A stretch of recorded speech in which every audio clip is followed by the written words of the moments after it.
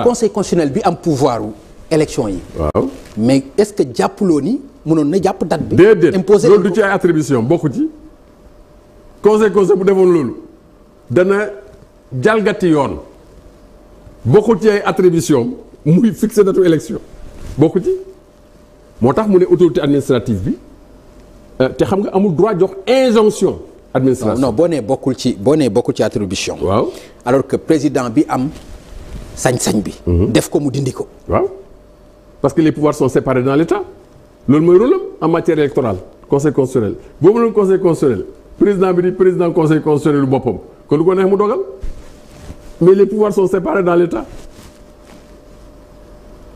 ok d'accord mais yow da nga ni jàmm ci nga. waaw mooy sa yitte. mooy sa yéene. mais am na ñu jàpp ni pour jàmm ji. élection yi ñëpp dañu war a bokk. Karim Wade dafa war a bokk Ousmane Sonko dafa war a bokk. loolu weesu na c'est fini loolu weesu na Pape loolu weesu na. Karim Wade bokk weesu na. weesu na c'est fini weesu na man biñ ma éliminé Karim Wade bokk ci liste 20 yi man Karim Wade laa doon jàppale ci 21 yi mooy sama famille naturelle Karim Wade laa doon jàppale. mais annoncé woo ko woon loolu. déedéet annoncé gu ma ko woon ndax diggante bi ñu éliminé ak bi ñu éliminé Karim Wade benn décision bi la d'accord alors léegi gis nga ñu bari ñoo xam ne génne nañu leen ci kaso bi.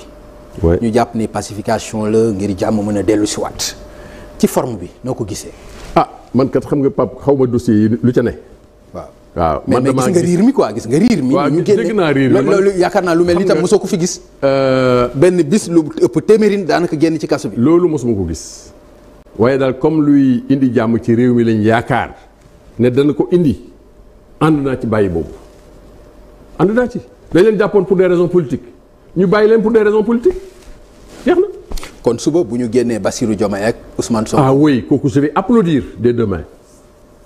Bassirou Diomaye moom dañ ko war a génne moom mu génn candidat la dañ fexee nu ñu def ay pexe génne ko mu dem battre campagne lu mën a nekk kaso nekk candidat bu gagné élection yi nekk kaso nu ñu def. malgré charge yi nga dégg yëpp ci seen kaw. mais xam nga Bassirou Diomaye dafa bind ci page Facebook am. je ne le défends pas xam nga loolu beneen la. mais am na beneen bu ko fa fekk je ne le défends pas mais candidat la bu conseil retenir candidature am nañ ko génne mu dem battre campagne point lam def ak lam def loolu sama yoon nekku ci. mais nañ defi pexe. nañ def ay pexe mu génn waaw nañ def pexe mu génn. te boobaa du am loo dara loo si wax. aw ma benn reproche bu may defal qui que ce soit du ma ko defal procureur du ma ko defal ministre de la justice du ma ko defal président de la république au contraire dama ne ñii jàmm lañ bëgg. candidat la nañ ko bàyyi mu génn battre campagne comme tout le monde. mais jàmm jooju ngay wax. te ñoom itam ñu koy wax ñeneen di ko wax. acte bii ñu mujj a gis. muy mbiru Ngagne Demba Touré xaw ma yaa ngi koy suivre. Ngagne Demba waaw. oui sama turandoo boobu nga xam ne greffier la moom daanaka dafa jógee. dinaa constituer pour moom demain. déet waay. waaw. jërëjëf defan sama doom mën naa ko jàppee sama doom la Ngagne Demba. dinaa dem déposer lettre de constitution demain défendre ko incha allah. d'accord mais gis nga taxawaay bi ci syndicat justice bi def. waaw. greffier la même chose. oui. mais loolu lan la mën a indi nga yaakaar. non xam nga fi mu nekk nii comme ñëpp dañuy prêcher la paix. dañuy dox jàmm rek ci mujj. kon dañu war a teg yoon ne rek teg ci dem ci jàmm. non teguñu yoon de. non waxuma loolu de waxuma loolu de waxuma ñu teg yoon fële de. nañu dox jàmm wax jàmm xamul lu mu def xamul lu ñu koy reprocher. tout à l'heure yónnee nañ ma juge d'instruction bi xam nga dañ ko décerné woon mandat d'arrêt. yónnee nañ ma mandat d'arrêt bi maa ngi ko doon lire li ñu koy reprocher bari na mais dans le cadre de la recherche de la paix et de la stabilité du pays mais loo jëndee jàmm jar na ko c'est pas un terroriste hein c'est un jeune engagé politiquement qui tient des discours politiques xam nga wax bu dee da nga koy placer ci contexte am un acteur politique bu taxaw dans une arène politique il tient un discours politique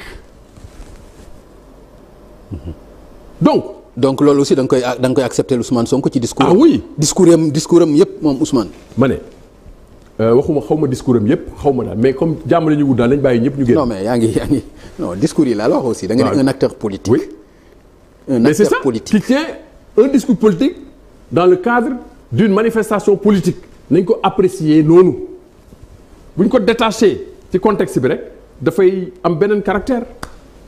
c'est-à-dire loolu mooy sa position tey. mooy sa position tey. mooy sama position. mooy sama position depuis toujours. non depuis toujours pas bi ngeen nekk au pouvoir.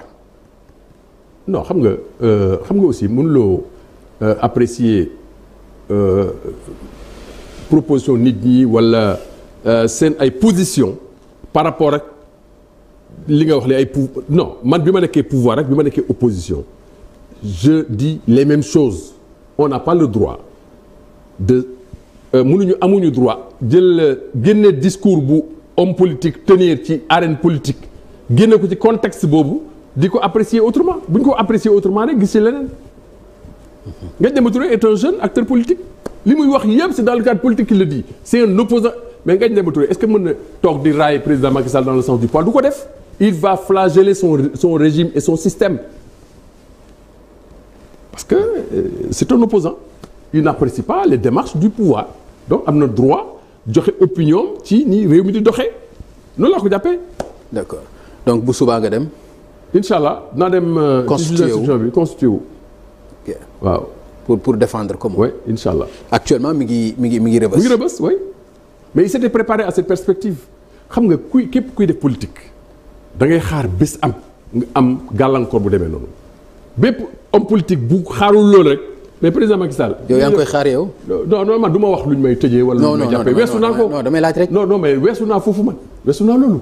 ah mais non man Pape du ma manifester. ah d'accord. du ma. bi yow kon bi yomb ngay def. déedéet du bu yomb dama ko dépassé. non bi yomb ngay def du ma manifester du ma wax luñ may jàppee dama ko dul defati.